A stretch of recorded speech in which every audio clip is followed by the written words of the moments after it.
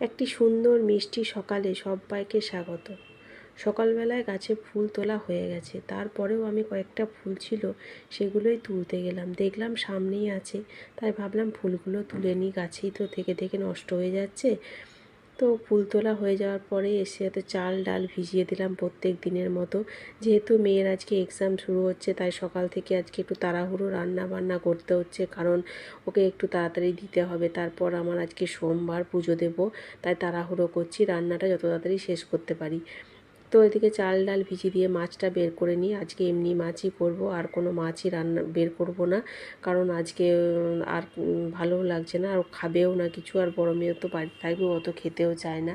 তো চা বসিয়ে দিয়ে আমি ওদিকে জলও ধরবো, চাটাও বসিয়ে দেবো, একসঙ্গে দুটো কাজ সেরে নেব।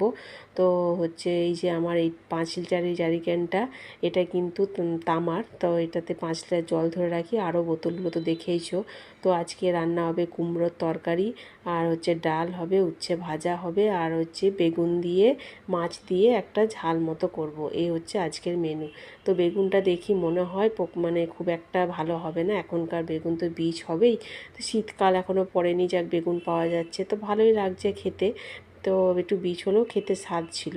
তো যে আলুটা কেটে নিচ্ছি, আর এদিকে সবজিগুলো না কেটে নিলে আবার যে কাজ করবে সে তাকে আবার ঘরটা ছাড়তে হবে, তাই তাড়াহুড়ো করছি। তো যে কুমড়ো আলুটা বসিয়ে দিয়ে, আমার বড় মেয়ের এই সবজিটা খুবই পছন্দের, যেন ও খেতে ভালোবাসে।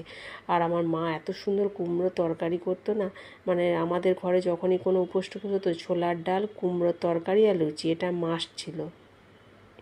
তো মায়ের মতো রান্না কোনো দিনই করতে পারি না, তাও চেষ্টা করি, কিন্তু কখনোই হয় না। মা যে এত সুন্দর কী করে রান্না করতো কুমড়োর তরকারিটা জানি না, মানে এক একজনের হাতের জাদু।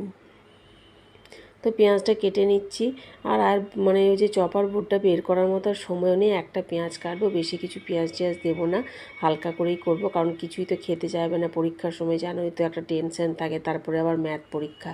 তো আমি তাড়াহুড়ো করে রান্নাটা সেরে নিচ্ছি, তারপর আমি হচ্ছে পুজো দিয়ে দেবো, কারণ ঠাকুরগুলো পড়ে থাকবে এরকম ভালো লাগে না। আর এই সোমবার আমি তো সকাল সকাল একটু পুজো করার চেষ্টা করি, দেখি কতদূর কী করতে পারি। তো রান্না তো প্রায় হয়েই গেছে, মাছটা বসিয়ে দেবো, ডালও সেদ্ধ হয়ে গেছে, এদিকে কুমড়ো তরকারি হয়ে গেছে, উচ্ছে ভাজা হয়ে গেছে, মোটামুটি সব রান্নাই হয়ে গেছে।